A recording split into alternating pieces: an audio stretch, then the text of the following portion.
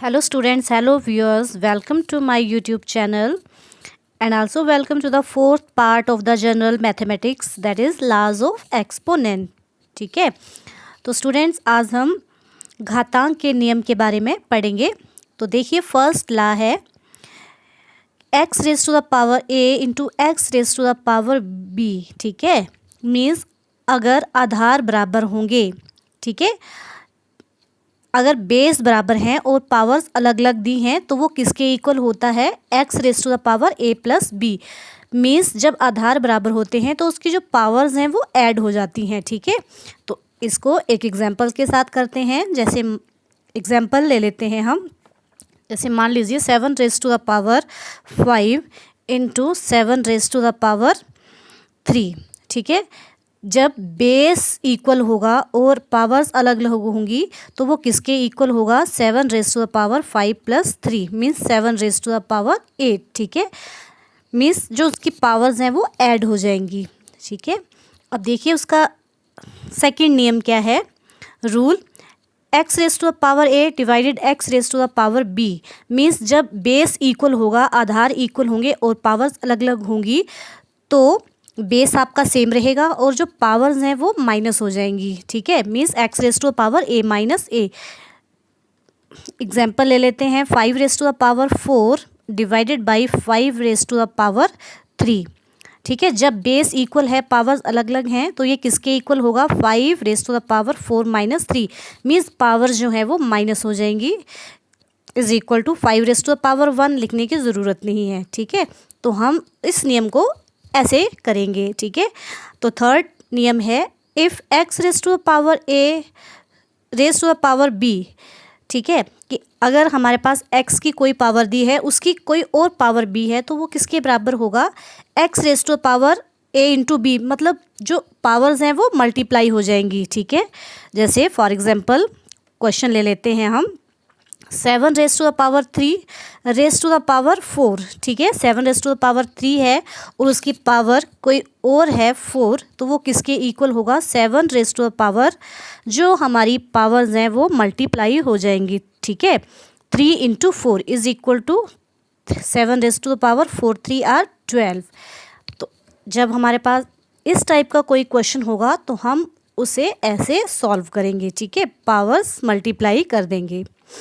अब उसका एक्सपोनेंट का फोर्थ लॉ है कि if x raise to power a into by raise to power a। अब देखिए, अब हमारे पास बेस अलग हैं। ठीक है, बेस जब अलग होंगे और पावर सेम होगी हमारी तो वो किसका इक्वल होगा, देखिए जो हमारे बेस हैं वो मल्टीप्लाई हो जाएंगे। ठीक है, और हमारी जो पावर है वो सेम रहेगी। वंस अगेन, जब आधार अलग अलग होंगे मीन्स बेस अलग होगा और पावर्स एक होंगी तो वो किसके इक्वल एक्सप्रेशन होगा, बेस जो है वो मल्टीप्लाई हो जाएगा और हमारी पावर जो है वो सेम रहेगी। फॉर एग्जांपल ले लेते हैं 7 raise to the power 4 into 8 raise to the power 4। अब ये किसके इक्वल होगा, देखिए बेस अलग है और पावर सेम है तो ये किसके इक्वल होगा एक्सप्रेशन, 7 इंटू 8। मीन्स बेस हमारा मल्टीप्लाई हो जाएगा और पावर्स वही रहेगी, is equal to 8 7 are 56 raise to the power 4। This is the complete solution. तो इन क्वेश्चन को हम ऐसे करेंगे। अब देखिए अगला फिफ्थ नियम क्या है, if x raise to the power a upon y raise to the power a। ठीक है, तो इस टाइप का कोई एक्सप्रेशन है, डिवाइड हो रहा है, बेस अलग अलग हैं और पावर सेम है तो हम उसको इक्वल करके कैसे लिख सकते हैं, x upon by raise to the power a whole raise to the power a। Means powers तो एक ही है तो हम उसको इस एक्सप्रेशन को इस टाइप में भी लिख सकते हैं। For example 5 raise to the power 3 upon 7 raise to the power 3। ठीक है, 5 रेज टू मीन्स हमारी पावर सेम है और जो बेस हैं वो अलग अलग हैं और डिवाइड हो रहा है तो हम इसको सम अप करके कैसे लिख सकते हैं, 5 upon 7 raise to the power 3। These are the same thing. तो इस एक्सप्रेशन को हम ऐसे सॉल्व कर सकते हैं। अब एक्सपोनेंट का 6th रूल क्या है, if x raise to the power 0 what does it mean, it means that anything raise to the power 0। किसी की भी पावर अगर 0 है तो वो एक्सप्रेशन हमेशा 0 के बराबर होगा, ठीक है। मीन्स अगर हमारे पास 100 है, 100 रेज़ टू पावर 0 है, तो वो वैल्यू कितनी होगी, हमेशा 1 के बराबर, ठीक है। 5 रेज़ टू पावर 0, वो वैल्यू हमेशा 1, means anything raise to power 0, ठीक है। किसी की भी घात अगर 0 है तो वो एक्सप्रेशन हमेशा 1 के बराबर होता है, उसकी वैल्यू जो है।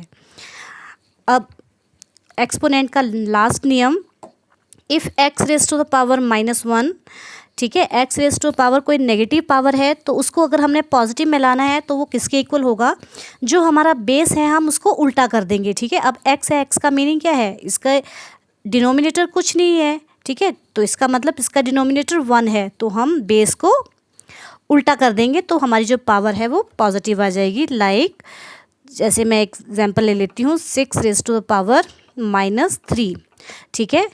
तो इस एक्सप्रेशन को हम कैसे लिख सकते हैं, 1/6, बेस को हमने उल्टा कर दिया, 6 है तो 1/6 रेज़ टू द पावर 3। अब हमारी पावर जो है वो कैसी आ गई, पॉजिटिव में, ठीक है। या एक और one more example, 2/3 raise to the power -4 है। अब इस एक्सप्रेशन को हम कैसे लिखेंगे, जैसे यहाँ माइनस है तो पॉजिटिव में लाना है, तो जो हमारा बेस है 2/3 है तो हम लिख सकते हैं is equal to 3/2 raise to the power 4 positive. तो ये पावर जो है वो पॉजिटिव हो जाएगी, ठीक है। तो student, these are the laws of exponent, यहाँ से क्वेश्चन जो है वो आ जाते हैं। स्टूडेंट्स, आई होप कि आपको ये मेरा वीडियो अच्छा लगा होगा, तो प्लीज़ लाइक कीजिए, शेयर कीजिए और हाँ, सब्सक्राइब करना मत भूलिए। Thank you students.